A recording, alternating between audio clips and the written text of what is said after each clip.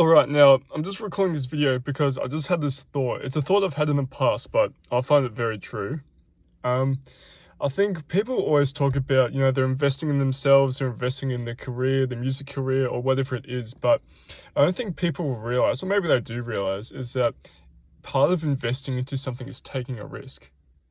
Now, taking that risk and investing in something is all because you believe that investing your money or your time into something is going to pay off in the future. Now, what I don't see a lot in music is people say they invest their time into it, of course, as you need to, but they're less likely to invest in a service. Now, and it's understandable, but people would say, I don't want to pay for, music distribution.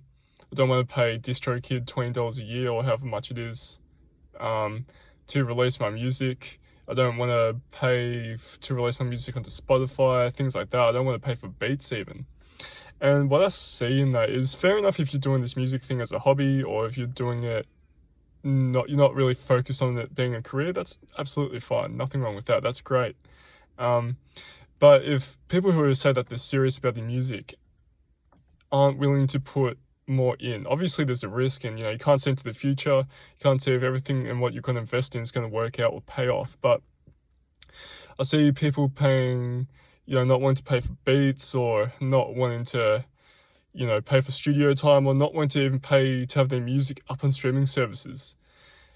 Maybe they're a small artist and they don't make any income off their music. It's very hard to make good money off music, especially if you're just starting out. But I think part of taking yourself seriously, and part of it, and part of believing yourself, is needing to invest money into these things, or into a service. I understand not everyone has money. There's more important things to spend your money on. Absolutely, I get that. But if you're the person who's really serious, you've got the little bit of cash that, maybe you've got some cash, instead of, spending it on lunch, or instead of spending it on some nice clothing, spend it on something that's actually going to matter and pay off in the future.